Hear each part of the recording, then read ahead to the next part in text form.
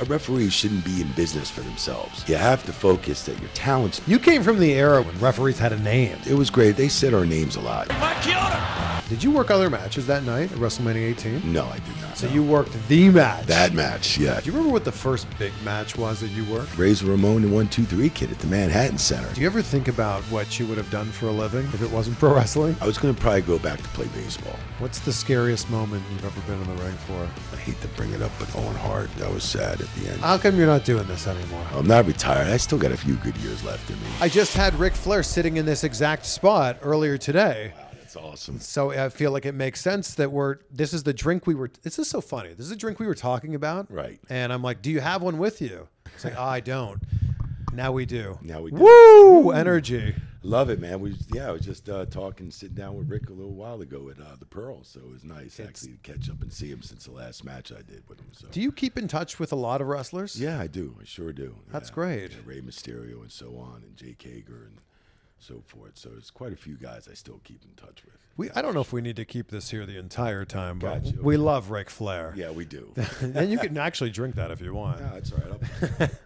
One of the biggest things that came out of the last interview that we did, and again, thank you for your time on that one. Thanks. So good to sit down with you in person, though. Yes, it is. It's finally great to meet you in person. Yeah. Yeah, definitely. Chris. One of the biggest things that came out of that is people were like, I've never heard Mike Chioda's voice before. Wow, yeah. And they're like, he sounds like a New York mob boss. It's not the first time I've gotten that. I get that. I started doing this podcast for Conrad Thompson on ad-free shows. Paul Bromwell, the host, and he's coached me through all this stuff, and it's going on 3 years now. Yeah. And, it's our show's doing great on ad-free and everything. We talk, sports, wrestling, of course, sports, food, all the good places in the countries and all the stuff that you tried, all the food in. Yeah.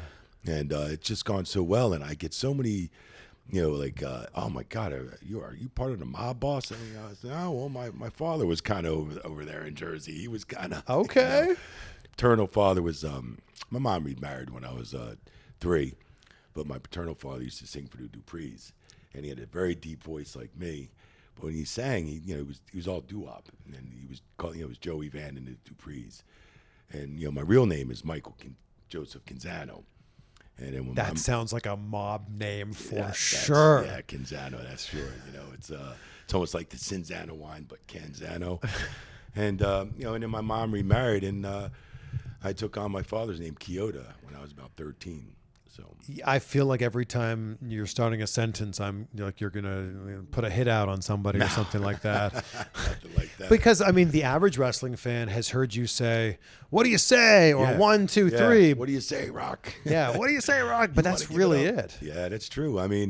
That's pretty much it. And I've only done maybe like an interview. It was after the Daniel Bryan and Brock Lesnar match. I believe it was in L.A. And they said, "Oh, we want to interview you for 45 seconds to a minute." And I said, "Yeah, sure." I said, "Okay." And I said, "That's weird." So they never interview me after a match. They never interview referees. Never. Yeah. And I said, "Okay." And then the next day, they were like, "Oh, you got like 1.2 million views on social media, period." And I'm like, "Okay, what's that mean for me?" Yeah. They're like, "Oh my God, people are so interested in what you had to say," And I'm like, well, why can't this be done all the time? And it wasn't done again. You came from the era when referees were allowed to have a personality, when referees had a name. True. And I feel like actually very recently they referenced the name of a referee. Right. And it's been so long since WWE's done that I was kind of caught off guard. I was like, oh, wow. Because they would just often say the official. Right. But you were able to have an actual brand. You were able to have a personality out of this. Yeah. It was great. They said our names a lot, especially Jim Ross and King Lawler and Michael Cole years ago. Used to say our names a lot, which I thought it was cool. But it was just one day. It was one day some years ago. Vince had just heard somebody's name, in Gorilla, and he heard this name, and he's like, "Well, that's not the talent's name." He was like, whose name is that? "Oh, that's the referee." "Well, stop saying his damn name." He was like, "He doesn't sell tickets, Wow. And that was that's the true. end of it. Referees comp tickets. We don't sell tickets. So, if you had my comp list, I'm probably about 10,000 or 20,000 tickets comped in my career. That's a lot of comp tickets. Who would hit you up the most for tickets? Oh man, friends, family, Sure. everybody. You know, Well, it would have been cousins me. coming out of the woodworks, and then this one's getting older, and they're into wrestling, but it was always great, you know. So They would have been me if you were, in WWE. I could have hooked you up in WrestleMania 18, Sky Dome. I was there. I was actually just talking to Hulk Hogan about that earlier today. yeah. It's my favorite match of all time. That's awesome. Yeah, it's one of my favorite too as well.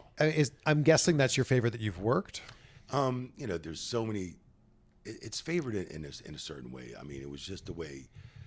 I think that match. You know, everybody, a lot of guys like Chris Jericho, even he had the main event that night with Triple H, and he was saying all day that match should be put on last. Should have. And a lot of people forget that was on third last. Right. Because that was on Women's. Yes, the three-way match with the women's, and then it was Jericho Triple H. Right. And the crowd was just, the energy was taken out. Of course. After that match, and it was just, it's such an incredible match. Like, back then, did I know it was going to be one of the most memorable matches in my career, or in Rock's career, or in Hogan's career? No, we didn't probably realize that. There was a lot of expectations of that match to come through. It wasn't going to be some high jumping off the top rope technical wrestling match. It was just old school wrestling. Yeah. Push off, shove off, shoulder tackle, Hulk up. It was just great, and they executed that match just to the perfect T. And in the beginning of that match, just from the entrances, and when Hogan hit that when he came out of Gorilla, and I'm sitting in that ring, I'm standing in that ring, and I just got goosebumps, man. It's the way the Toronto crowd, and Canada is such an awesome place to work, because they respect wrestling so huge, Yeah. They almost respect it almost at the same level as hockey, I think, almost. It's pretty close. It's pretty close. I was telling Hogan this. Like, I was going into that match fully intending to cheer for The Rock. The Rock's my guy. Right. And then Hogan's music hit, and I went, I'm a Hulkamaniac. Came out that NWO gear. I popped huge. I mean, it was just, I marked out. I have to say, 2002, after being with the company 17 years at that point, I marked out, man. Huge. Really marked out. There's a great moment where everybody points to the stare down, right, at the start of that match. Yeah. You are such a consummate professional that you knew this was a big moment. Rock on the left, Hogan on the right. Stood off to the side. You stood off to the side. That's right. That's true. And I think that's such a nuance. It's such a small thing that a lot of people don't pick up on. No, that's absolutely, you're right, Chris. I mean, very few spots where I'd have to get into the center, but that moment is on them, and that's the one thing. Like, you don't want to. A referee shouldn't be in business for themselves. You have to focus that your talent's the draw, your talent's the thing. Now, if my scrawny ass got up in the middle and went, okay, I'm putting my face right there. It's just not right for the referee. You got to give that moment. To be honest with you, too, I froze because I was just marking out on the stare down and marking out on the crowd reaction. I mean, it makes sense for the referee to be in the middle in something like UFC, right. Where you are genuinely like trying to control these two fighters. Yep. But yeah, it was great though that you're such a professional that you allowed them to have that moment. Right. Oh, thank you, Chris. Yeah. And Hulk Hogan was telling me how he didn't know that the NWO was going to come out and beat him up after that. Right. And it was you that told him, like, here they come. Yeah, stay in the ring. They're coming. Right. His ribs were hurting. He was hurting a little bit. But to think about that, that's Hulk Hogan going from being a bad guy for the year, however many years he was a bad guy with the NWO, to like about to turn face, and you're the one delivering the news to him. Yeah, delivering the news is like, because they didn't expect the crowd back in Gorilla. Yeah. Whether it was Pat Patterson, Michael Hayes, Vince, everybody, they didn't expect that reaction. And I'm sure when they went through that whole reaction, it changed Hogan from heel to babyface again into the yellow and red trunks and all that, yellow trunks and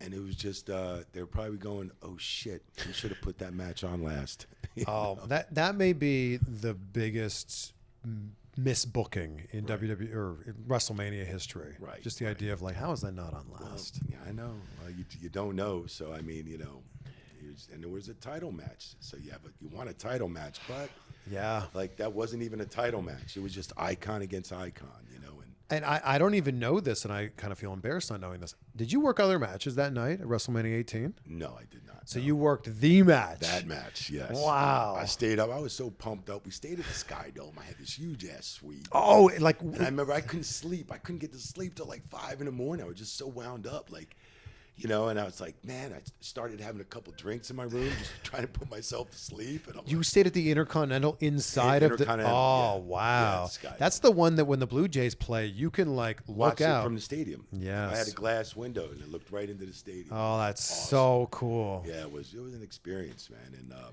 just, you know, just the parts that I had to do in that match, you know, it's just, of course, as a referee, you don't want to screw up any spots.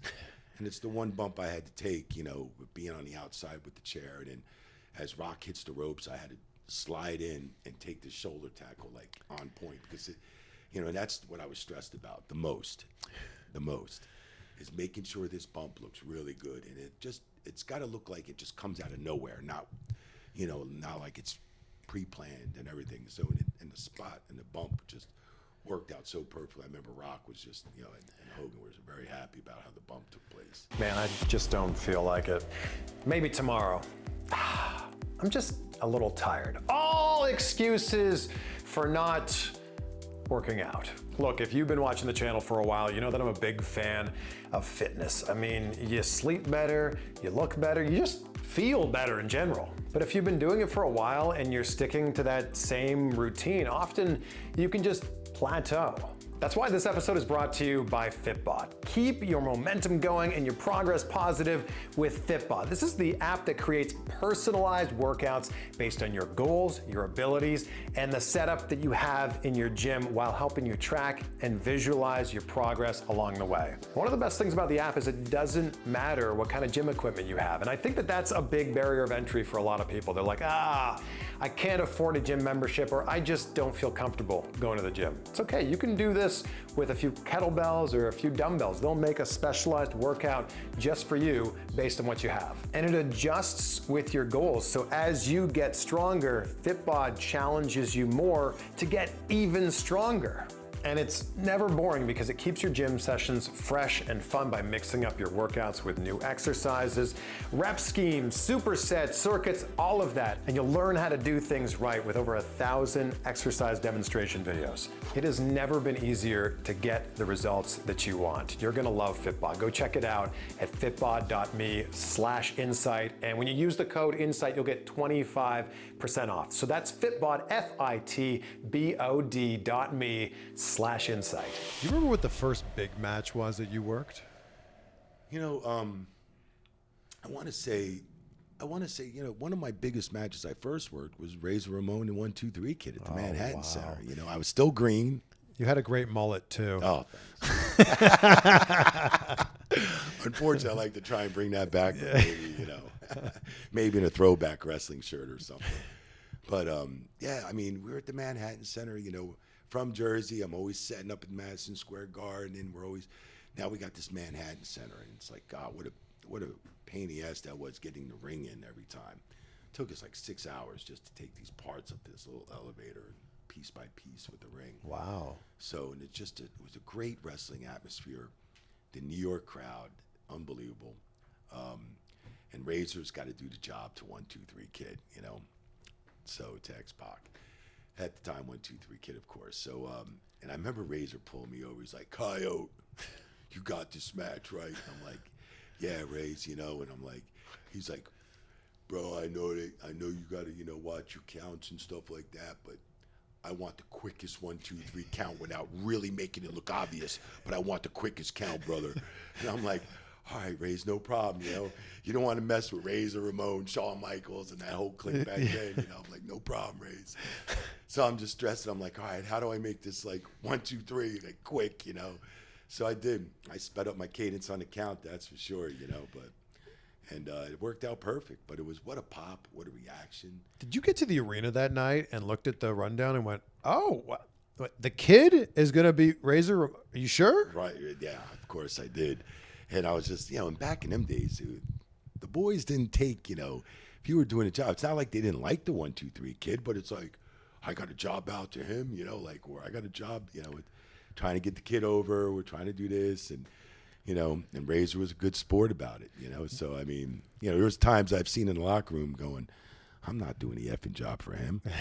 Hell no. Oh, you've seen that? Oh, I've seen that many times back in the 80s and 90s. And, wow. you know, a lot of guys took their, whether they're making big money, but they took their character and their stuff with pride, man.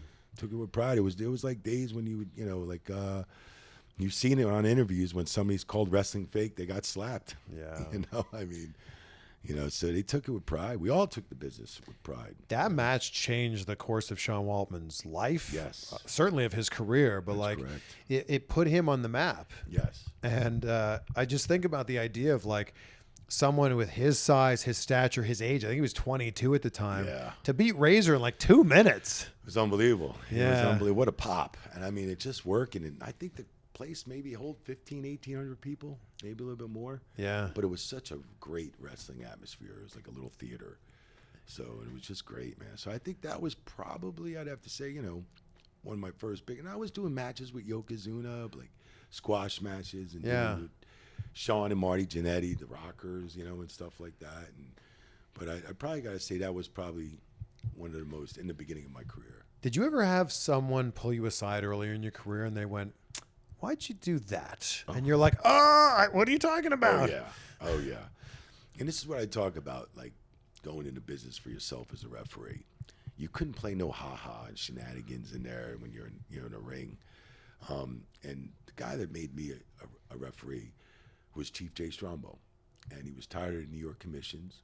And I was working in the business 2 years, 85 to 87, and Chief said, hey, he called me Dynamite Kid. And he goes, come here, Dynamite. He goes, I want you to get a pair of black jeans, a blue shirt, and a bow tie. And I said, I'm going to referee, Chief? And he's like, yep, you're going to referee. You okay with that? I said, yeah. So I was setting up the ring, and then, you know, I'd referee.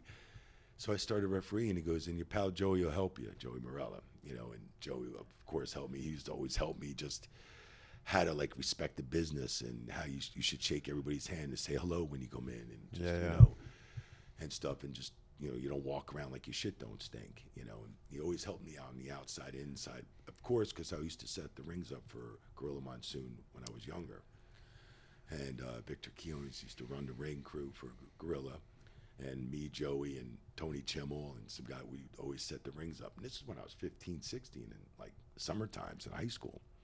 Wow. So it was really cool because, I mean, I'd get like $50 to take the ropes, $50 to do the music, $50 for the ring, $50 for the timekeeping. And then I'd go sell programs because Joey was, you know, established referee at the point. So oh man, programs are $1. How much am I going to make? 10 cents off the dollar. I'd sell 3,000 programs. So $300. $300. Yeah. Plus the 200 with the crew stuff. I had 4 cars by the time I was 17. Pretty good night. So and on top of that, you're working in pro wrestling. Pro wrestling, you know, I mean, working with guys like Andre the Giant, looking at him going, oh my God, Big John Studd and Tony Gurria and Rick Martel. And, you know, there's so many guys on and on. It was just, you know, George the Animal Steel when I started refereeing, and he was still working at the time. And so it's been an unbelievable career. I mean, so many guys. I mean, my first match was Barry Horowitz and Steve Lombardi, the Brooklyn Brawler. Yeah. You know? So, and yeah, so it was a phenomenal career. Do you ever think about what you would have done for a living if it wasn't pro wrestling? I was going to probably go back to play baseball. I was a hell of a baseball player, so. So either pro wrestling referee or pro baseball player, is what you're saying? Yeah, I wanted really to get into baseball. I feel like the odds of being a wrestling referee is probably better than playing in Major League was. Baseball. I mean, I traveled over 40, 50 different countries, a lot of countries over and over. What position did you play? Shortstop. Okay. Yeah, I was a hell of a shortstop. I was a good pitcher, real good pitcher. I had a hell of an arm and a really good stick. So growing up, you know, just outside of New York, you wanted to play for the Yankees? No, or Mets? I went to Phillies at the time. Phillies? But growing up, I was more of a Pirate fan. I always wanted to get, you know. How'd you become a Pirates Well, fan? when you lived in Jersey, in South Jersey, you had, you know, I had one side of the family was my uncle and my grandfather were raising me as a Steeler fan and a Pirate fan. And then I became a Penguin fan and just a huge Steeler fan. And I had some of the other part of the family was trying to, you know, Mets and Jets and Giants and then the Terry Bradshaws. And I just stuck with the Steelers, you know. Wow. So, and just became a huge Steeler fan when I was a kid. And that's when the Steelers were doing good in the 70s too. So Hey, they did pretty good, not too long ago, they did. as well. Yep.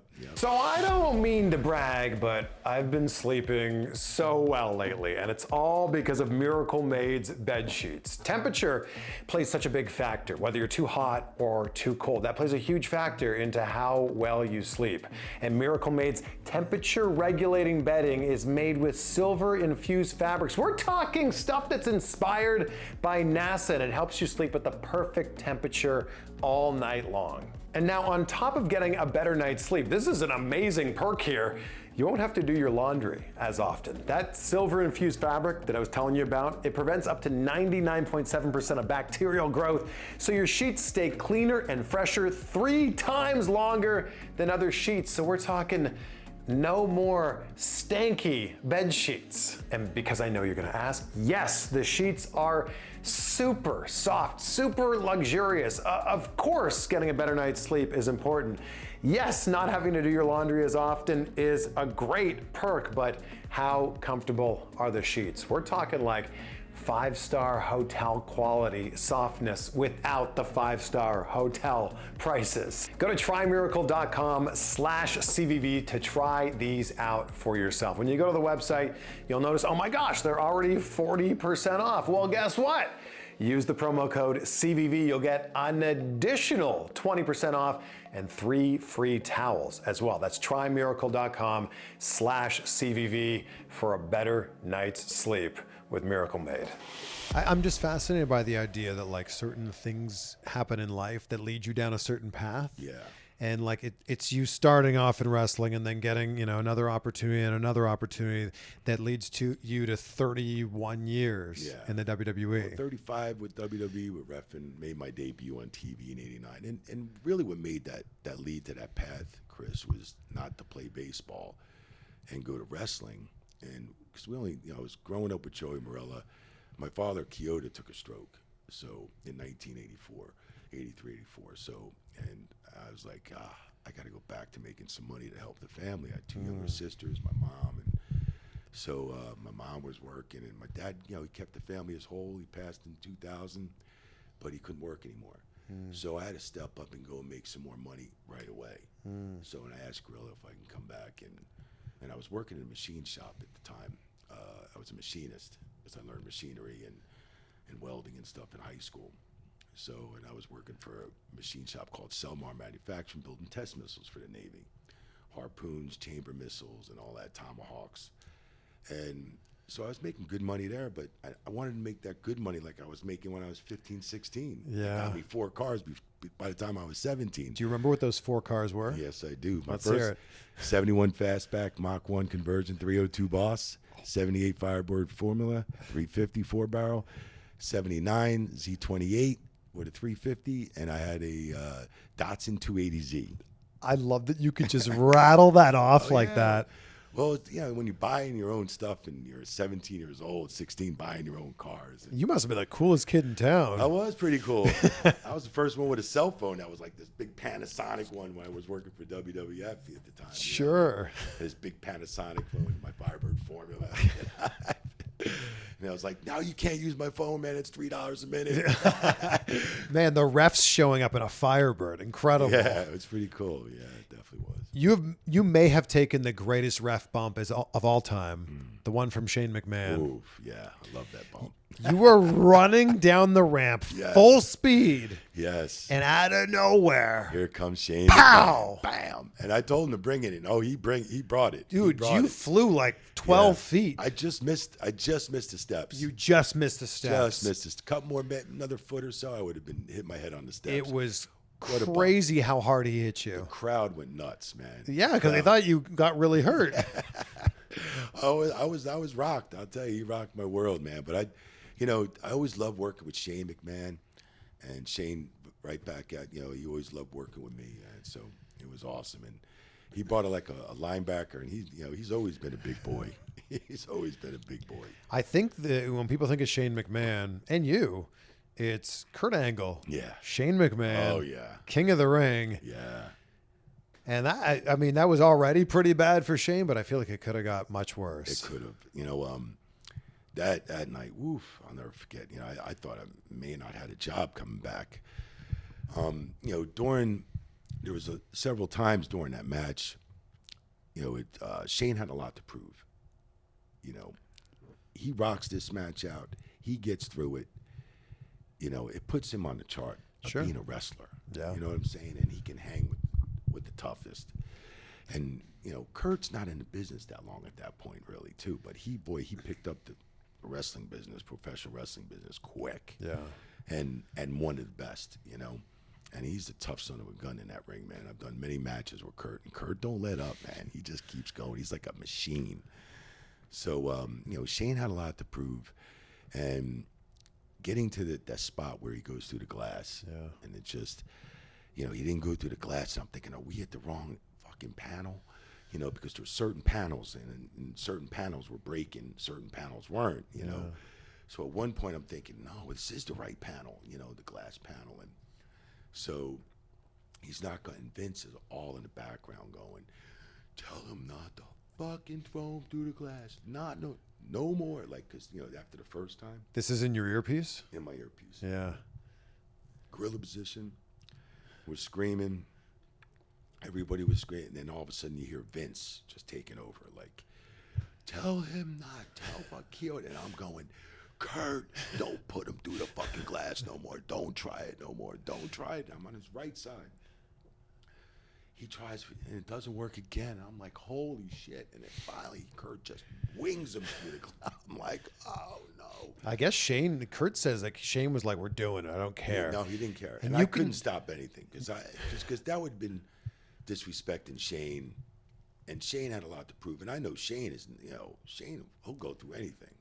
He'll do anything. I mean, tough guy, man. The look on Kurt's face when he throws him through is just like, oh God, I hope this works. Yeah, me too, because I was just like in shock. And I'd seen all this glass and Shane's head and slices and stuff, and I'm thinking, was that the fake glass that we were supposed to use, or is this real?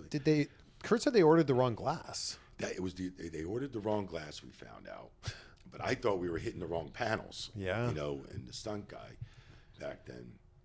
But yeah, so it was just scary. I mean, and Vince was just screaming. I remember, you know, checking back, and there was one part of the match where they come off the top rope, and they're setting it up to come off the top, the angle slam, and I'm holding this piece of wood. They're on a piece of, like, wood, like, small piece. Yes. And I seen it just coming off the corner of the rope, the corner of the board, just getting ready to fall, and I just sat there just trying to hold it the best I could. I held it enough just where he got that bump. And I remember Linda coming up to me at the end of the night. She goes, oh, my God, Mike, great match, great job. And thank you for holding that plywood up there on the ropes. And wow. I'm like, and she caught that little bit. She was the only one who mentioned that.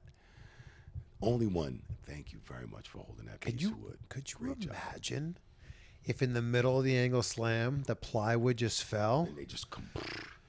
Yeah, so, you know, and she was the only, you know, she was very, very smart. Well, I love Linda McMahon, and it was a pleasure working with her and for her for all those years. You were there for some of the biggest moments in WWE history. Yeah. And while we're still talking about Kurt Angle, it was Kurt Angle, Brock Lesnar. Yeah. You were there for that match. Yeah, in Seattle. That was an unbelievable match. And, you know, these guys been going at it for a while. And I did a lot of their matches, you know, building up to that Seattle match at WrestleMania. And these two guys, you got machine against machine.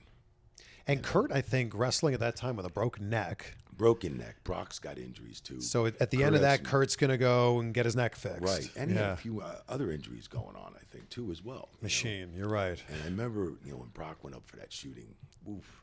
Did you look at just the layout and you're looking at Brock, you're looking at how far out Kurt's is. Right, yes. Were you just like, well, I guess he's going to do it. Oh, yeah, he was going to do it. And with as athletic as Brock Lesnar is and was and is now still, you know, I definitely thought he would make it. And when I went up there and I'm telling him, like, acting like, get it down.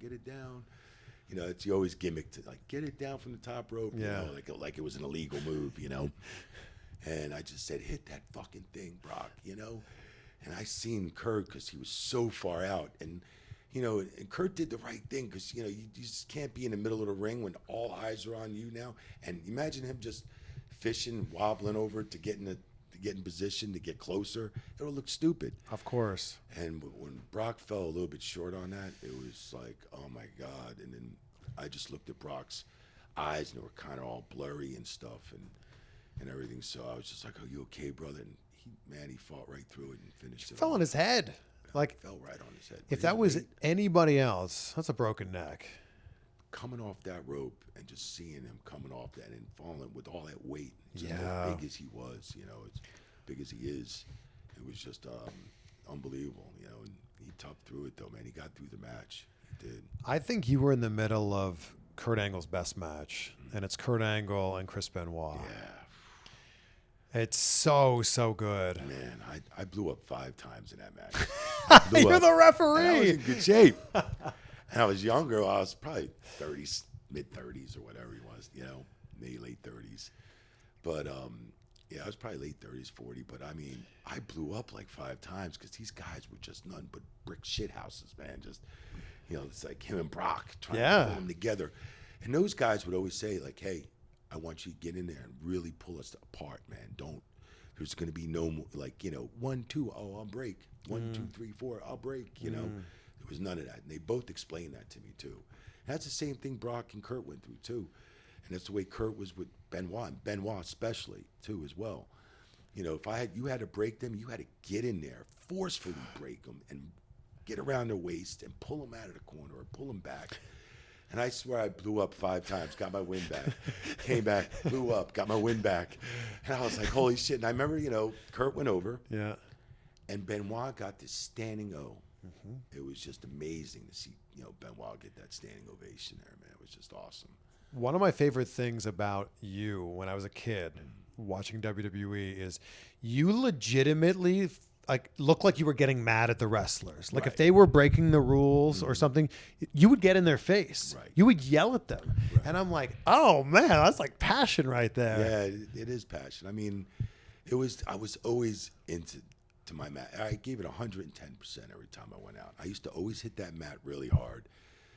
Talking to the boys during the matches and the counts, even Razor Ramon said, man, you got the best false finishes ever. Because Razor and Sean and them guys taught me how to do that stuff. It was like, 1, 2, just swipe it, and they barely pick that shoulder up and when you can get a crowd just to stand off there, when you see the front rows and all the floor seats and people just get up and they thought that was the finish, it's like, damn, I did my job, What happens though if you miss it by 1/8 of a second? And, how do you time it out? You have to ask Rick Knox about last night Oh. on AEW. God bless. I feel bad for him. I just don't know. I don't know what But happened you time there. it. What you do is you're talking to him. As you go down the count, as I go down the count, Yeah. I've always said, I've always told the guys to look at me and listen.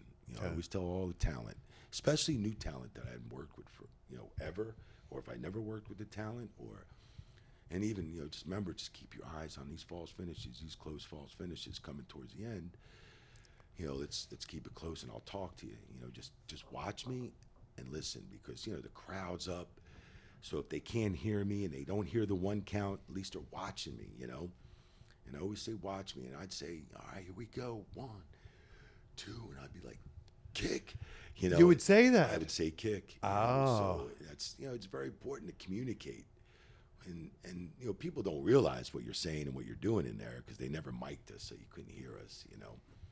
So it's just you got to be on the same page, because every referee counts as his cadence is different. Yeah. Every referee's cadence, and those false finishes, you got to keep a good cadence up, 1, 2, and then whoosh, and just swipe that hand underneath it. And just you just can't go like the old school stop like that. Because how do you do that? I mean, if you're really coming down on your counts hard, how do you just go? Yeah, you did it there. Yeah, I know I did it there, but no, I always like the swiping, and then you realize, when I was doing it when younger in my career, and you see people getting off the seats and thought it was the finish. Okay, it's working. You're doing your job right.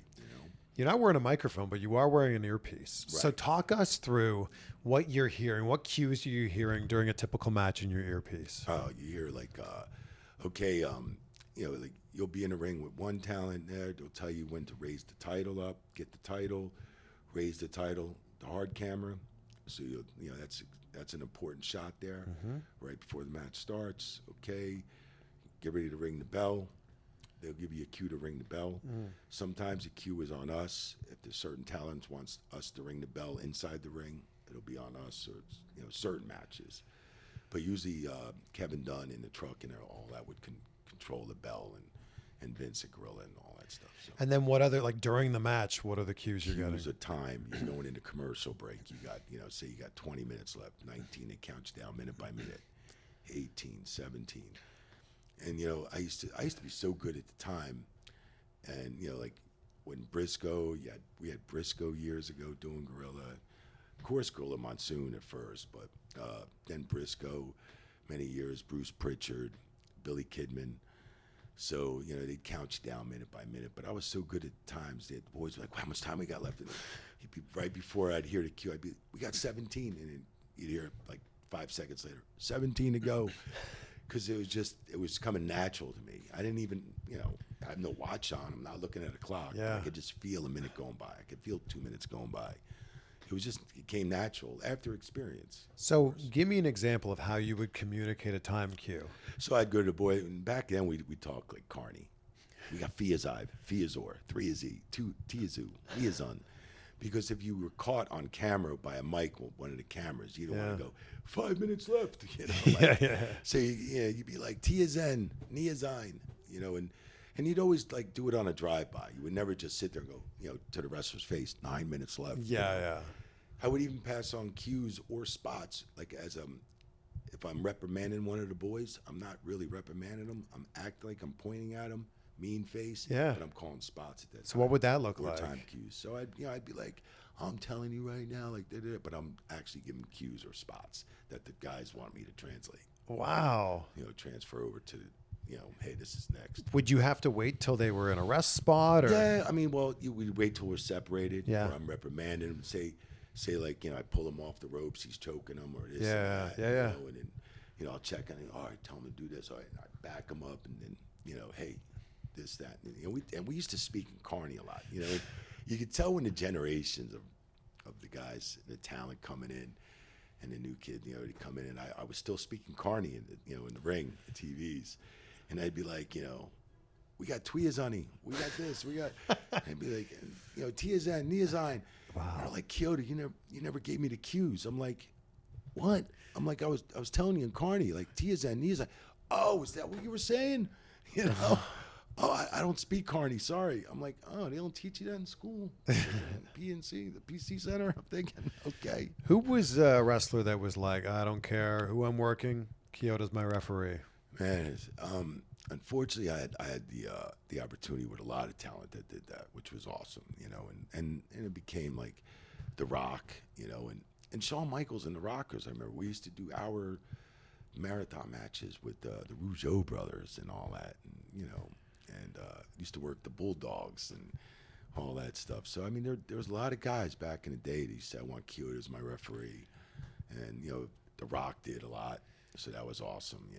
Yeah, we talked Rock Hogan, but you also worked. It was the first Rock Austin match, right? Well, yeah, the first Rock in Philadelphia, yeah. Because they had 3 WrestleManias, right? And was it the first one? First one, I just took a chair shot on that first one. I just took a chair shot. No, that was the most important. I was like, I started the match off. Earl came in and finished it. Yeah. And I was, South Jersey boy growing up, Philadelphia Spectrum, all these comp tickets, of course, going back to comp tickets. And I'm like, I'm so like, oh, I'm going to take this chair shot, Austin's like, all right, kid, you can put your hand up. I'm like, nah, I'm not putting my hand up. I'm like, how am I, as a referee, you always looked at it like all the boys do all this crazy stuff, chair shots and everything. Yeah. And you're supposed to go in and go, I'm going to put my hand up, so I was just like, man, if it gashes me, splits me open, it does, And that's what the guys, sometimes you got to get things the hard way. That chair shot rang my bell for 3 days. I thought I heard a telephone ringing for like 3 days. I bet. My neck was sore for at least a week or so. JR came back and goes, "Kid, you're getting a bonus for $2,500." I was like, holy shit. I'm like, got ring crew pay, I got referee pay, and I'm getting a bonus on top of this. I'm like, That's a hell of a night. I'll take another chair shot if need be. I'm like, What about passing the blade off? How often would you do that? yeah, quite a few times. Where would you keep it during the match? I'd keep it in my, like, sometimes I had a wristband. I'd keep one in there and a backup in my pocket, my front pocket. And if not, you know, if I didn't wear it, I'd always have two, one in each pocket. So, like, you know, if you lost one, you have a backup. So I would do that. And I remember, so funny, you know, you're so used to like, oh, okay, yeah, blade, and everybody blades. You know, ref will carry the blade, a backup. The boys would carry one too, but you always have to carry a backup. Yeah. Sometimes they would get the blade, do it, and wouldn't be good enough, so you'd have to give them another one, so we can get better juice. You know, they take aspirins to bleed, then you know. Yeah, thin the blood out. Yeah, so thin the blood out. And I remember one time I was on vacation, and I came back to work. Took a week off, came back to work. It was in Tampa, Florida. So it's Dave Bautista and Chris Jericho. And Dave comes up to me, and you know, Dave's cool, calm, collective as usual. You know, Bautista, and he goes, "Hey, Coyote, Chichi, I need you to get the blade." He goes, but he pulls me off to the side, and like in a real quiet place in the arena. And I'm like, okay. And I'm like, cool, yeah, of course. Yeah, no problem. So they had a meeting prior. So we go through this whole thing, the blade. I didn't even know there was a meeting prior to this, like a week or two before this. I was off. No more blading. So I didn't know this the whole time. So now they're in a steel cage. Chris and Bautista are in a steel cage on. It was TV. I think it was Raw or SmackDown, one or the other, maybe SmackDown. And so next thing you know, the match goes, you know, great. Everything's great. Da da da da. And then that night we're flying overseas. The next morning we're going overseas. So I get a call from Chris Jericho that next morning. He goes, "Hey, Coyote." I was like, "Yeah, what's up, Chris?" I said, he goes, "Yeah, I'm at the airport." He goes, "Did you hear the old man is hot?" I'm like, "Who?" He goes, "What do you mean, who?" He goes, "Vince." I'm like, "Vince is hot at who?" He goes, "All of us." I'm like, "Why is Vince hot?" He goes, "Well, you passed him the blade." I'm like, "Yeah, okay." And then, like, how else was I supposed to do it? Yeah. Do it myself? Yeah. And he goes, "No, I'm serious. The old man's hot. Oh, we're going to have a meeting in London when we get to the O2 Arena or something." I'm like, "Are you fucking kidding me?" So I'm like, he goes, "Yeah." He goes, "You know, it's all about that meeting." I'm like, "What meeting?" He goes, "Oh," I said, "I was off last week." He goes, "Oh, you were off? So you don't even know about the blades? We're not supposed to be blading no more." I'm like, "You got to be kidding me." I'm like, "Nobody fucking told me that." Wow. So I'm like, "Oh my God." I'm like, all right. So then I see Dean Malenko. He was the agent. We see him at the airport because he was like, "Oh, we got fucking heat." I'm like, wait a minute. How am I getting heat? I wasn't even at the meeting. Yeah, I didn't know. I'm like, all right, well, you know, I'll take one for the team. Going, you know, I'm thinking, okay, we're going to get reamed out, right? So we're in London. We get to the arena. We have to show up early. Johnny's, Laurinaitis is shoving us into this meeting. I got in Vince's room, the big screen TV. And I went into HD TV cameras and all that stuff and everything. So Vince comes in. There's me, Dean, Bautista, Jericho. And he's cutting a promo. Huge promo. And he's fucking hot, Vince. And I'm just like, oh shit. He starts off with these fines, right? And he goes to Chris. I forgot what his, oh my God, $50,000? Wow. I think. And then he got to Dean, and it was like $5,000. And I was like, oh, sweet. I'm like, all these guys make more money than me. I'm like, what am I get, like $1,000? Yeah. You know, I'm like, screw. I'm like, all right, cool. Yeah. He gets to Bautista like $100,000. Then he gets, I'm pretty sure it was 50 or 100 grand for the boys. Yeah. And I know more for Bautista. And he gets to me, he goes, "And you, what do you got to say for yourself?" And I'm like, oh, because he had it on the videos on the screen on TV, and Kevin Dunn circled my hand. circled the blade. He had it all circled out, me passing it. And I was just, I'm sorry, sir. Obviously, I'm losing my touch. Thought I was a lot slicker than that, But this HD shit's picking up everything, and he's got it all, and I'm just like, I bought it. He's like, and you $5,000, and I'm like, oh, $5,000. So I'm like, this is brutal. I'm like, I'm working a Europe tour for free. So who comes to my locker room and gives me a check for $5,000 and makes me take it is Dave Bautista. He paid everybody's fines off. Wow. He paid everybody's fine. I mean, I love Dave Bautista, not only because he did that, because he was always a stand-up guy. What a fantastic story. Yeah, it was cool. He paid my fine. And I was like, I don't want it, Dave. I'll burn one for the team. I don't care. I didn't know about it, and if I did know about it, I still would have went with it. Dave is such a sweetheart in He general. He really is. He is such a good guy. Doesn't he live not far from here? I'm hopefully waiting to run into him someday. I mean, you gotta. We just ran into Ric Flair. You're gonna run into John Cena, who lives around here. Yeah. Dave Bautista lives around here. Yep. They all live around here. Man, running into you around here. I don't live around here, but we did run into each other. That's it. That's awesome. Yeah. There's like Shawn Michaels, I think, is a big one. You mentioned him earlier. Yes. You worked Shawn Michaels in Austin. Yes. That was huge. Unfortunately, I got to do that. Earl Hebner had an aneurysm, and I remember them calling me. And I had my matches planned out for that pay-per-view WrestleMania at that time. And we were at the Boston Garden, another Mecca, old school arena. And I got the call. I was doing crew out there all week because I was doing the ring and stuff and setting up for Manias. And I got the call and said, you're going to be doing, Shawn Michaels and Stone Cold's match with Mike, Tyson the Enforcer. And I was like, holy shit, thank God Earl was okay. Yeah. Had him stable, everything, but he obviously couldn't work that week. Do you remember meeting Tyson for the first time? Man, met Mike Tyson, which I was a huge fan of Mike Tyson, right? And, I remember there was one time we were watching his fights on pay-per-view. I'd go to the bathroom and miss the fucking knockout and go, oh my God, I went for like 2 minutes and missed the fight, but huge fan.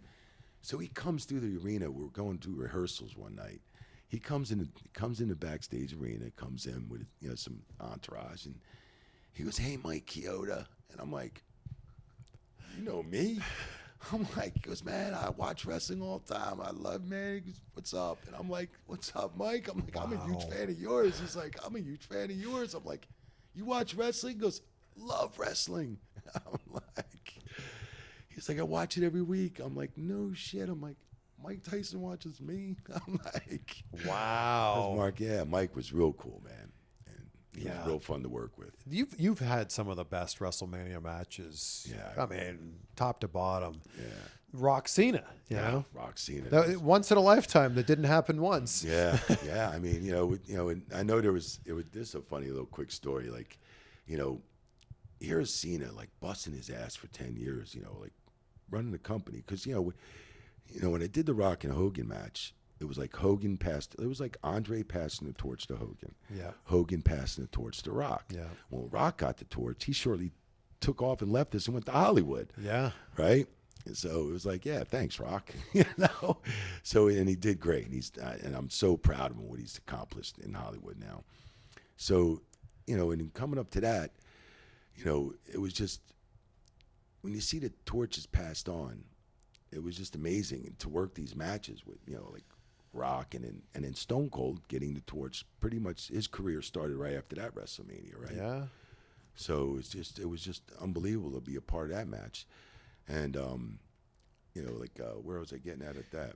So Rock Cena, and you said Rock Cena, and going back to Rock Cena, it was, Cena was busting his ass for 10 years on the company, working all the time, working hard. Rock comes back in from Hollywood, and Rock's going over. Yeah. I could see the little damper in John. He was a little like kind of, like I've been carrying his company, and and Cena was busting his ass for 10 years. He was a very generous guy, always overseas, paying everybody's hotel bar bills. All the drinks were on Cena. Wow. He'd always take care of the crew that worked hard for him. And, then when Rock came in and Rock went over, I could see there was a little bit of, little dissension there, And I felt bad. I felt bad because it was like, and as much as I love The Rock, I was thinking, man, this is, So I remember then part 2 comes up, Rock Cena, and I didn't have that match, but Cena was going over, and then Rock comes up, he's like Chi, because he always changed my nickname from Coyote to Chi. All these years it was Coyote, and then he changed it to Chi. He's like, you got my match? I said, no, you're doing the job tonight, Rock. I'm not doing your match. He goes, He goes, that's good. That was good. I'm like, yeah, I don't want to count your shoulders. WWE released footage like very recently of what was said between Rock and Cena after that first match. Right. And they like dubbed it with subtitles.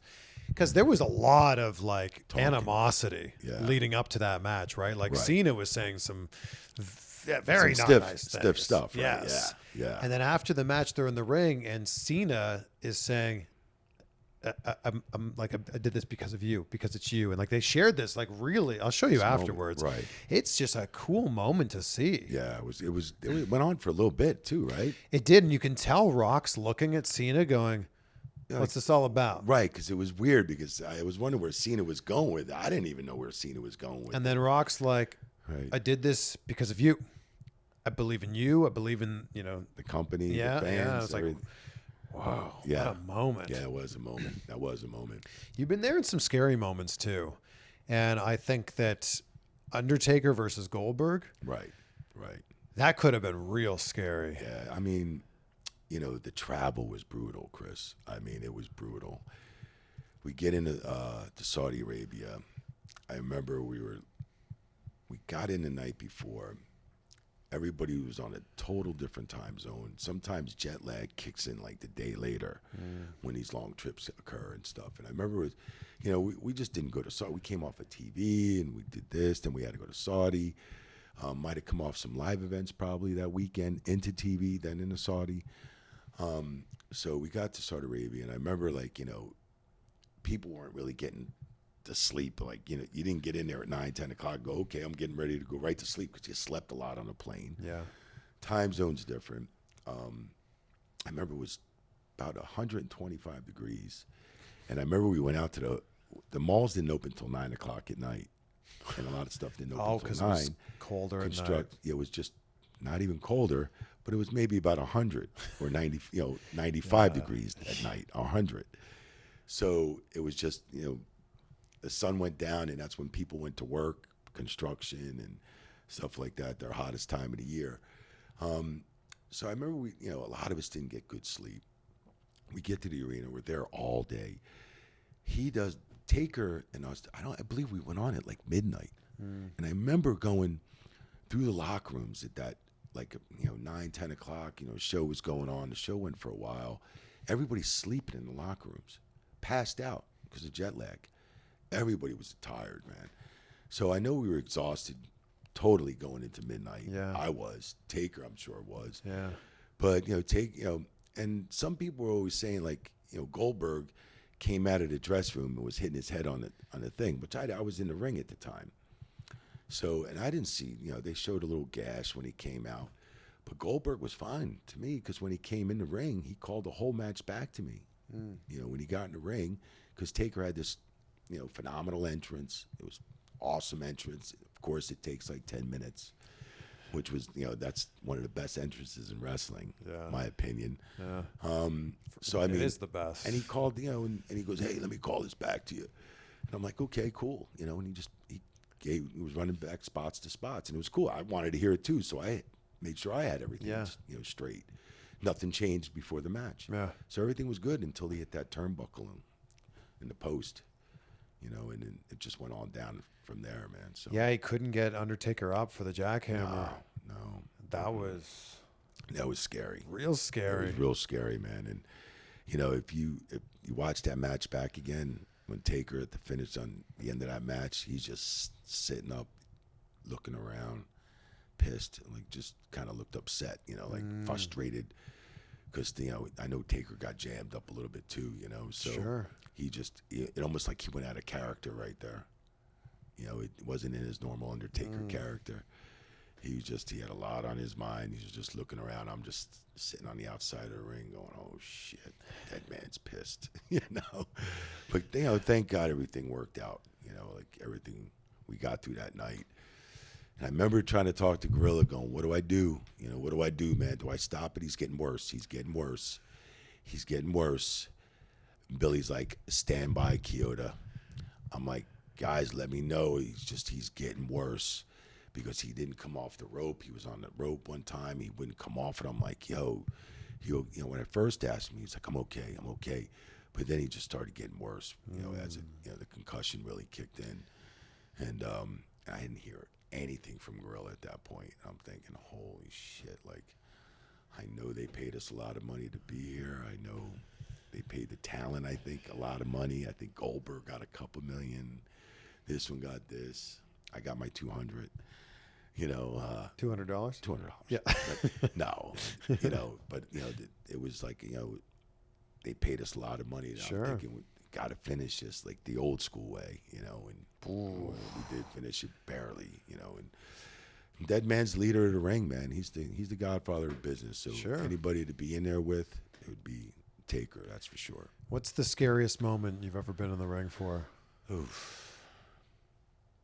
It's of course, I don't want to. I hate to bring it up, but Owen Hart, that was sad at the end. When I came running out and Jimmy Corderas was in there. Yeah, I had Jimmy on the show. He said like Owen just narrowly missed him. Yeah, just basically just missed him. And I remember Bruce Pitch. I was at Gorilla, and Bruce just jumped out of his seat and stood up and just went, "What the, get down there and see if Owen's all right." And I got there. That's probably one of the worst. I think Draws was, number Draws being in there in Long Island, and seeing he was such a good dude. I loved Draws. God bless him. And it's just then probably when I got thrown over the top rope from the center of the ring by Ahmed Johnson. He was working a match with Triple H. He actually put me in the hospital in Tampa here. Oh, no, man. But it wasn't. He was blowing up working a match with Triple H, and big guy, and he was supposed to throw me over the top rope, but he kind of was like in the center, and I'm going, holy shit, am I going now? And he was just like, he got a little closer, and he tried to throw me, just got me over the top rope. I wound up twisting, falling, boom, hit the end of the ring. I couldn't feel anything. I thought I was paralyzed. I had a stinger, and it just kind of numbed me for a little while, and everything came back. So I just, my nerves and stuff, and stinger and stuff. So, and thank God everything came back. So, I remember Triple H was about. I was like, I can't feel nothing, Trip. And Trip was like, we're getting you help right now. We're getting you help right now. That was one of the scariest moments of my career. Sure. As far as me taking a bump. I feel like you could still do this. I could. When we talked last time, I was shocked. Right. Fans were shocked. Like, how do you get rid of Mike Chioda? Right. Dude's a legend. When you think of referees, there's very few that come to mind, and you are certainly towards the top of that list. Wow, yeah. How come you're not doing this anymore? I don't know. I'm not retired. I still got a few good years left in me. You've got many good years. You look great. Yeah, thank you, man. Thank you, bro. I feel great. And, you had a short stint in AEW. Yeah, short stint in AEW.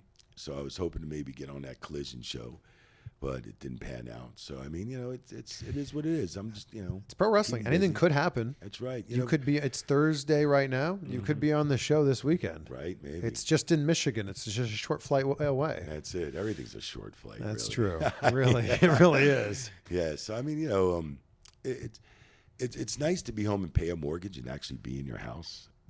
And live in your house, Yeah. And I've been doing a lot of podcasts with Paul Bromwell and Ad Free, and Paulie B's been really taking care of me on the podcast industry, and I've really enjoyed doing it for 3 years now. Yeah, you've got a great setup in your office too. Thank you. I got a lot of memorabilia. It's the only room that my wife will give me. Mary, she'll only give me that room for wrestling. I've got one of those too. I got one room. I got like 60 chairs in the garage. I only got so many chairs in the office. Pay-per-view chairs, that's WrestleMania great. chairs. Yeah.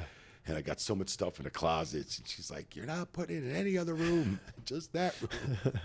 I can't blame her.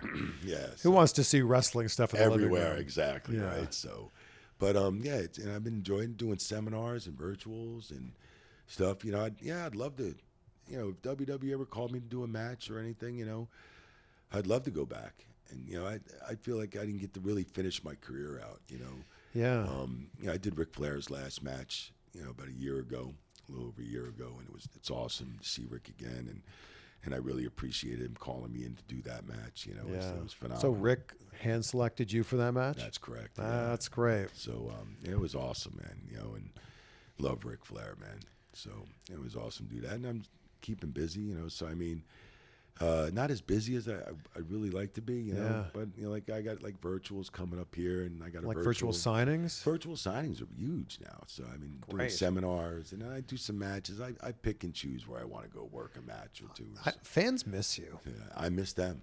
Fans miss seeing you in the ring. I miss them too, man. I miss the Mike Chioda chant, the whole bit. Mike Chioda. I just feel like it can't be over. Yeah, it can't be. I hope it's not. Yeah. I got, like I said, I got a few more good years. You've got many more good years, Mike. Yeah, I mean, hey, if I could still do it and collect Social Security, it'd be great. But I'd love to go back. I'm so glad we got to sit down in person for this. There's nothing like sitting down in person for definitely this. And we also just had a drink with Ric Flair before this. It's crazy. Exactly right. I end every conversation talking about gratitude. It's such a big part of my life. Right. What are 3 things, Mike, that you're grateful for right now? Man, I'm grateful for the beautiful mom that I've had, my sisters in my life.